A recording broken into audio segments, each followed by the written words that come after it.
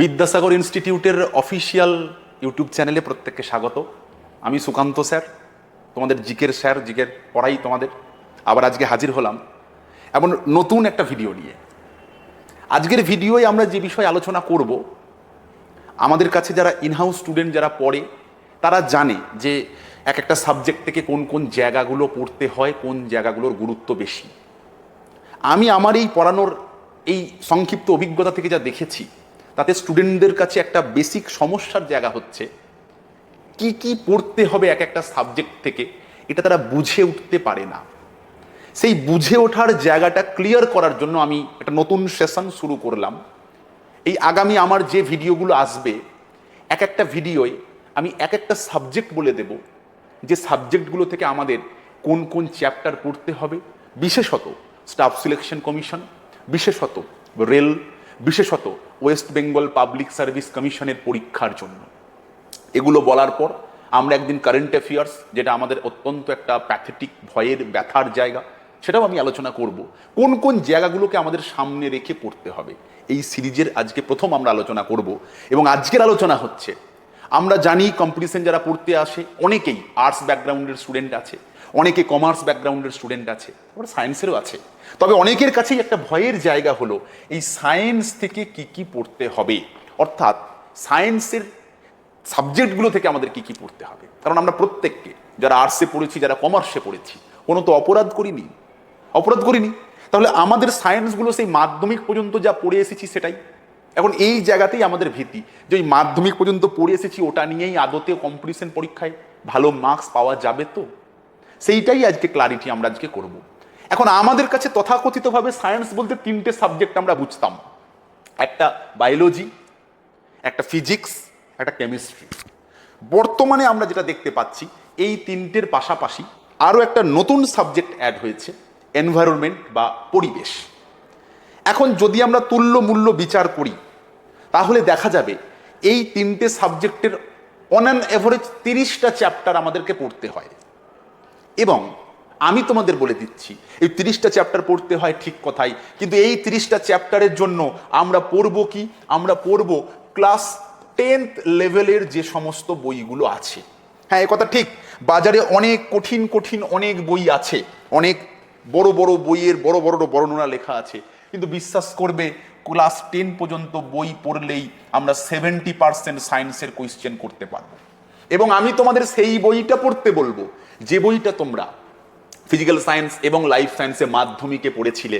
কারণ সেই বইটার প্রতিটা লাইন, প্রত্যেকটা স্তবক, প্রত্যেকটা দাগ, আন্ডারলাইন, রং করা, ছাপানো, এই প্রত্যেকটা তোমার চেনা, তুমি সেগুলোকেই ফলো করবে। তাহলে আমাদের তিনটে বিজ্ঞানের মধ্যে আমরা প্রথমেই লিখেছি বায়োলজি। এখন মনে প্রশ্ন আসবে, বায়োলজি কেন, অন্য বিষয় প্রথমে নয় কেন? আমার সঙ্গে এ গোটা পশ্চিমবঙ্গের সমস্ত স্টুডেন্ট একমত হবে, এই সাবজেক্টটাই আমরা প্রত্যেককে মাধ্যমিকে সব থেকে কম পড়ে সব থেকে বেশি নাম্বার পেয়েছিলাম। রিপিট, এই সাবজেক্টটাতেই আমরা মাধ্যমিকে সব থেকে কম পড়ে সব থেকে বেশি নাম্বার পেয়েছিলাম। এই সাবজেক্টটা সায়েন্সের এই তিনটে জায়গার মধ্যে আমরা প্রথমে সেজন্য বায়োলজিকে রাখছি, যে বায়োলজি দিয়ে আমরা শুরুটা করছি। ওই কারণেই এই বায়োলজি থেকে আমরা কোষ পড়ব, সেল, ক্রোমোজোম, বংশগতি, এটা বেশ ইম্পর্টেন্ট চ্যাপ্টার, খুবই গুরুত্বপূর্ণ একটা চ্যাপ্টার। এরপরে যে পুষ্টি, ভিটামিন, মিনারেল, এটা তো আমরা বলতে পারি KKI। স্যার KKI কি? আমরা তো VVI শুনেছি, KKI মানে কোটি কোটি ইম্পর্টেন্ট। মানে বায়োলজি থেকে সুপারহিট নাম্বার 1 ইম্পর্টেন্ট হচ্ছে এটা। নেক্সট হরমোন, তারপরে যে রোগ, ভাইরাস, ব্যাকটেরিয়া, মানে এটা হচ্ছে পুষ্টি। এর পরেই এই চ্যাপ্টারটার গুরুত্ব, এটা পড়ব। এর সঙ্গে কি আছে? সালোক সংশ্লেষ, শ্বসন, বাষ্পমোচন, আর কি আছে? চলন গমন, রেচন, রক্ত। এখন বর্তমানে যে এক্সাম প্যাটার্ন, যে সিলেবাস চলছে, দেখবে প্রত্যেকটা সাবজেক্টের সঙ্গে লেখা থাকছে, কি লেখা থাকছে? Daily life application of science. প্রত্যেকটা, ফিজিক্স, কেমিস্ট্রি, বায়োলজি, প্রত্যেকেরই আমাদের প্রতিদিনের জীবনে যে প্রয়োগ, সেই প্রয়োগের কথাটার উপর কিন্তু একটা গুরুত্ব থাকছে। এটা তাহলে আমরা বায়োলজি থেকে এই টপিকগুলোকে প্রথমে শেষ করে নেব একবার, 10টা টপিক।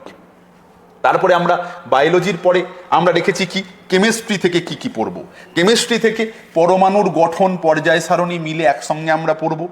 এর সঙ্গে সঙ্গে আমরা কেমিস্ট্রি থেকে আর কি পড়ব? গ্যাসের ধর্ম, জল, দ্রবণ, গুরুত্বপূর্ণ ধাতু, কয়েকটি গুরুত্বপূর্ণ গ্যাস, অ্যাসিড ক্ষার লবণ এবং দৈনন্দিন জীবনে কেমিস্ট্রির যে অ্যাপ্লিকেশন বা রসায়নের যে প্রয়োগ আছে সেই প্রয়োগ। এবার যদি বলেন স্যার এর মধ্যে কেকেআই কোনটা, তাহলে এটা খুব গুরুত্বপূর্ণ। কয়েকটা পরিচিত gas, hydrogen, nitrogen, oxygen, ozone, এই সমস্তগুলোর আলোচনা এবং পরমাণুর গঠন পর্যায় সারণী, এগুলো কিন্তু ভালো করে পড়তে হবে। তবে আমরা যদি রেল বা এসএসসির এক্সাম যখন দেব, এই প্রত্যেকটাকে সামনে রেখেই আমাদেরকে পড়তে হবে। অর্থাৎ বায়োলজি থেকে 10, কেমিস্ট্রি থেকে 10 চ্যাপ্টার হলো। এবার আমরা যেটা আসবো সেটা হচ্ছে ফিজিক্স। এটা আমাদের অনেকের কাছেই একটা ব্যথার কারণ, খারাপ লাগে, কষ্ট লাগে, চাপ লাগে। এই ফিজিক্স থেকে পরিমাপ পদ্ধতি, লিভার, স্থিতিগতি, নিউটনের গতিসূত্র, তাপমাত্রা, কার্যক্ষমতা, শক্তি, কোটি কোটি ইম্পর্টেন্ট, আলো এবং তড়িৎ আর শব্দ, এছাড়াও চুম্বক, পদার্থের ধর্ম। তাহলে আমরা যদি এই মুহূর্তে দেখি, তাহলে ফিজিক্স থেকেও আমরা দেখলাম 10টা চ্যাপ্টার। তার মানে আমাদের এখনো পর্যন্ত আমাদের যে আলোচনা হলো, সেই আলোচনা থেকে কি উঠে এলো, কি কনক্লুশনে আমরা এসে পৌঁছালাম? আমরা পৌঁছালাম যে বায়ো থেকে প্রথমত আমাদের 10টা চ্যাপ্টার, কেমিস্ট্রি থেকে আমাদের 10টা চ্যাপ্টার এবং ফিজিক্স এটা থেকে আমাদের 10টা চ্যাপ্টার, অর্থাৎ 30টা চ্যাপ্টার সায়েন্সের জন্য আমাদের পড়তে হবেই। এর সঙ্গে বর্তমানে অ্যাড হয়েছে কি, বর্তমানে নতুনভাবে কি অ্যাড হয়েছে, পরিবেশ বা এনভায়রনমেন্ট। এই পরিবেশের 2টো চ্যাপ্টার আছে যেটা আমাদেরকে পড়ে যেতে হয়। একটা হচ্ছে জীববৈচিত্র্য এবং তার সংরক্ষণ এবং কারেন্ট এনভায়রনমেন্টাল নিউজ, অর্থাৎ আজকের খবরেই বা কোন সামিট হচ্ছে, পরিবেশগত কোন সম্মেলন হচ্ছে, বৈঠক হচ্ছে, এই সংক্রান্ত আলোচনা।